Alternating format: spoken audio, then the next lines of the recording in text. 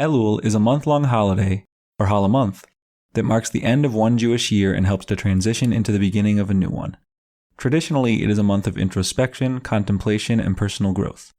Untraditionally, or at least less traditionally, Elul Unbound is a digital initiative offering up a wide variety of avenues for experimenting over the course of this month. Sign up to join Elul Unbound's email list and learn more about all of Elul Unbound's offerings by heading to judaismunbound.com/ELUL.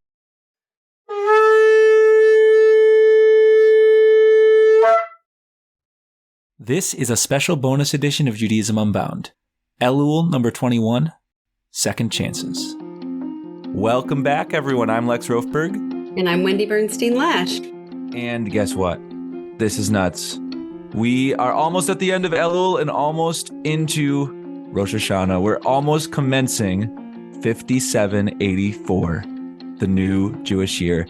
Super wild. We're very jazzed about it. Also a little bittersweet because we love Elul so much. We've been enjoying our gatherings. To those of you who have been taking Wendy's class, I've been hearing amazing, amazing things. And that's not surprising to me in the least. Wendy's an amazing teacher. We are so thrilled, though, to have one final chance to schmooze with all of you in a mini podcast. We have 4. Just as a reminder, if you haven't heard the first 3, you can always go back and listen to our bonus episodes that we've already released.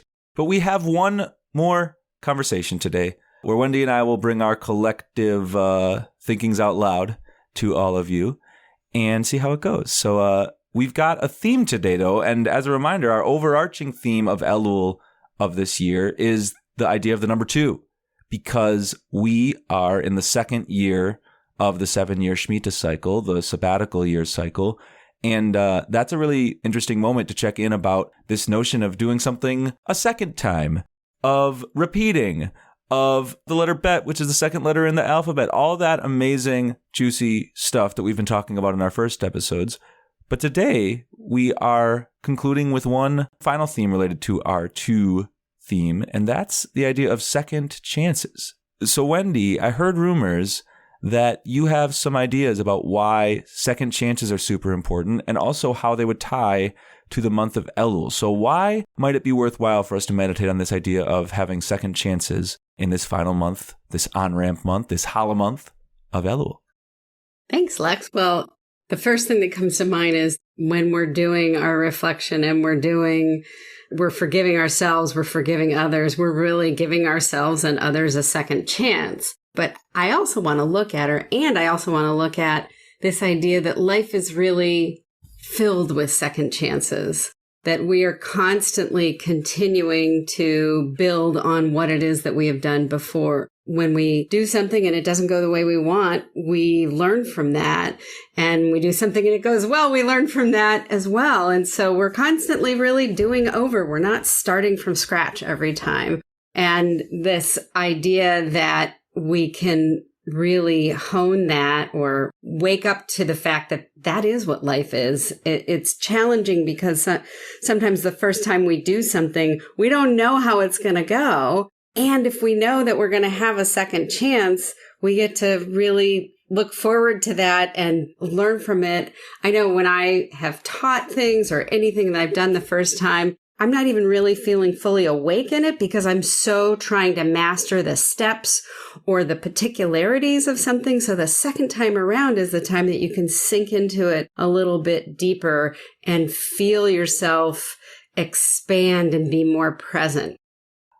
I believe that this idea of giving ourselves a second chance, of giving others potentially, not in all situations, but in many situations, a second chance, seeking out those forms of second chance from others. That's in many ways like what this month is and what this season is. We don't talk about it in that language. We usually talk about it as repentance, atonement, but there's a reason repentance starts with like it's a going back. When we say turning, sometimes people translate teshuva as return or turning, again, that I think it's like turning in the sense of turning a page. You were on one page and now you're on the next, ideally. But I think that there's many layers to unpack with what a second chance even is. Like, is it like a wiping of the slate entirely? Is it not? Because we talked musically about repeat signs and second endings, and like the second time around, it's not like nothing has happened yet. There's still the memory of the first thing. So I guess I'm kind of curious to hear more from you about like what the mechanics, what the physics, what the chemistry of a second chance is. Because I think it'd be too simple to say like, okay, we've wronged others. We are seeking the chance to start from like nothing, as if that never happened. It would also be wrong to say that you can't turn a page at all because you can't rewind time. So like what even is a second chance?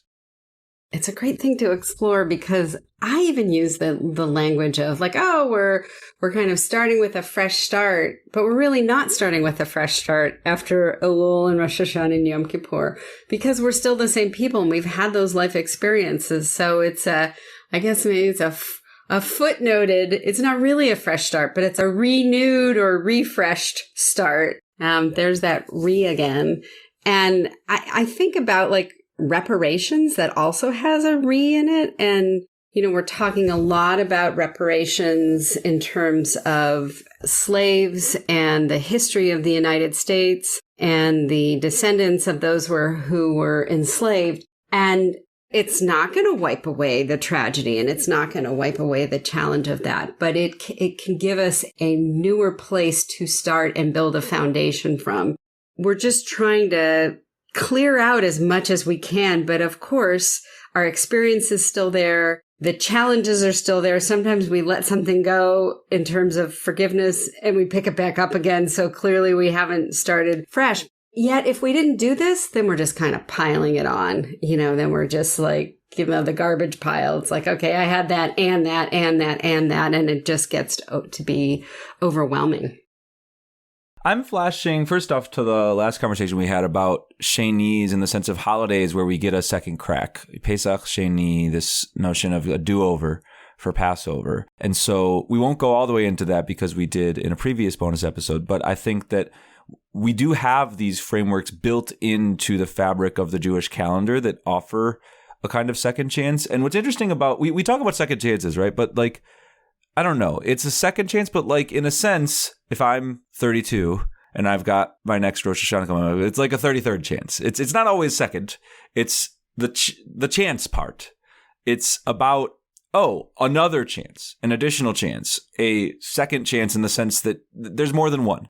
And I'm like hesitant to say that because we don't want to constantly fail and need a renewed chance at every one of our commitments that we make from one year to the next. But I think that it's powerful that we recognize that we probably will need that and that that's not seen as like, we're constantly failing. It's seen as that's actually like how human beings work. And so we should have a holiday every year where we do that. We should have a month every year where we do that. And so I'm thinking even just in the Torah, there's all these stories that are doublets, and that's usually associated, that's like a scholarly term for stories in the Torah that happen more than once. And we don't always like to say that because historically, the way that Rabbinic Judaism has approached Torah is that everything is there for a reason and no story could possibly be exactly the same. But sometimes we have stories that are roughly the same. And I think it's really interesting to look at those. We could write it off as, it's just different sources, and so they came together in a text, and like that's why they're there. Or we could say, what can we learn from the fact that there's two moments where God says to Moses to like interact with a rock and try to get water from it?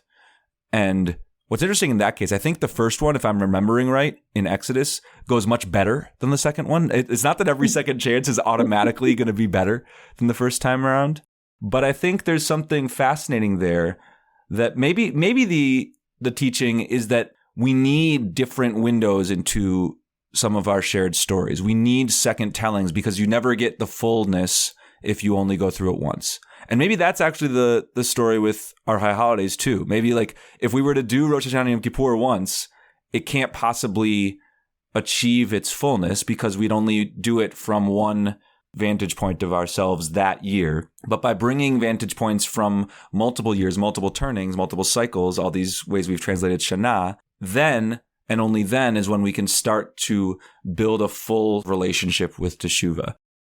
But I was also thinking about the 10 Commandments, right? We had to receive it twice. The first time didn't go so well. And in the Genesis story about the flood, the dove is sent out, supposedly, Rashi says, on the 17th of Elul. How about that? Ooh. Wait, okay, give us the real step-by-step here. So the step-by-step is Noah has built this ark, has brought in all the species, the planet is flooded, and humanity supposedly only exists by what is in the ark to try a second time. There we go. God's going to try a second time. And the dove is sent out. Noah opens up in the ark and sends out a dove on the first time on the 17th of Elul. It searches, cannot find dry land, comes back. About a week later, Elul 23, Noah sends the dove out again. It searches and boom, it finds land on the second time and comes back. And what it couldn't do on the first time, it did on the second time. So how beautiful of a metaphor for us to keep trying. But you go with a sense of hope that what you couldn't find the first time, there's still the possibility of finding it the second time. That's really cool. And now you've got me noticing that in our Jewish mantra of the month of Elul, which it's an acrostic, we've talked about this in past years, of Ani L'Dodi V'Dodi Li, I am to my beloved is to me, or I am my beloved's and my beloved is mine. There's a word repeated, Dodi. There's a word that gets a second chance. So we get Ani L'Dodi V'Dodi Li. And it's not just a second chance there, right? It's creating a mutuality. It's creating two beloveds that are to each other. But we could have said it like that, right? There are ways in Hebrew to say beloveds are to one another. And that would not repeat a word. Mm-hmm. This repeats a word. Ani L'Dodi V'Dodi Li. And there's not even space. It's L'Dodi V'Dodi. It's right one after the next. And so maybe we can take from that the hidden message of Elul of giving us that second chance. And just before we go, I really want to emphasize, and we've said this in past years, because there's this conception out there that this time of year is where you sort of have to give everyone forgiveness for everything. And I'm not saying, I don't think either of us is saying that one is required to grant everyone in your life a second chance, independent of how severely they've damaged you. That's not what I think this time of year is about whatsoever. I do think it's a moment to check in with oneself, with one's loved ones, and determine, are there folks I haven't given a second chance to? Are there ways I haven't sought out a second chance myself that now is a good moment to do that? If the answer is no, super. But it's a chance to ask that question and notice ways in which we might have shifted, changed over the past year. If you don't feel like you can give forgiveness to someone fully, you can't. It's not about forcing it. But each time you return to the possibility, every year, every Elul, every time you might feel like you want to see if there's something there that you might open to, they build on one another. So the fact that you're trying, the fact that you're saying, is there a possibility? Is there a way that I can release myself from my bondage of the constriction that I have around this person? Maybe I don't forgive them, but I let go of anything that I'm holding on to. Those are all things that we can do in this time. Another place I was thinking about with the doublets is where Jacob in the desert having this beautiful experience of visions and angels, and he says, I didn't know that God was here. He repeats the I. He's saying, I get to remember. I get to redo. The I that was here is a different I now. And so this sense that our tradition teaches us about how we're constantly growing and transforming from one second to the next, even from one experience to the next, it all is how we grow and evolve as human beings. That's so beautiful that you're pointing out not only where stories are repeated in the way that I was talking about, but that we get these intense moments where words are repeated. So you were talking about ani, I, really, and I love the drash you're giving, that there's two different I's to represent how we're not actually always the same I. We become different versions of ourselves at any moment. I was just flashing to a moment in one of the Rosh Hashanah Torah readings where there's also a really intense repetition, and that is where the angel pops in and says, Abraham, literally repeats in the moment where the angel says, like, no, don't kill Isaac, we get a repetition of Abraham, Abraham, because again, it's possible that the first time won't stick. So you shout it out again. When you really need to get someone's attention, you do it twice. Maybe you do it 3 times, although we don't have Abraham.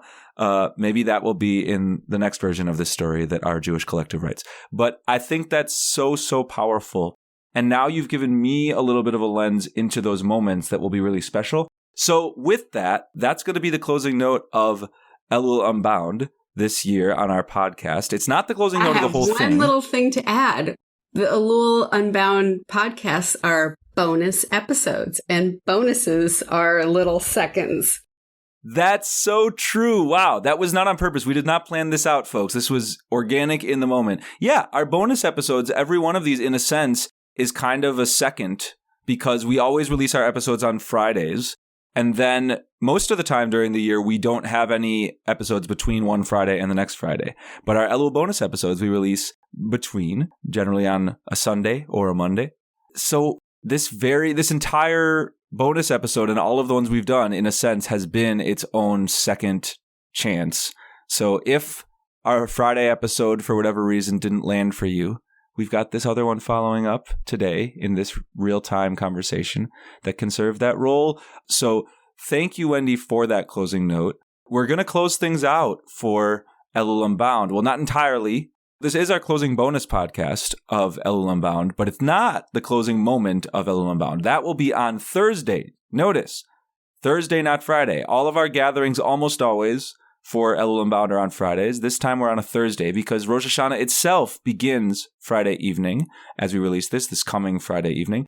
So we're having a gathering with one another this Thursday, September 14th.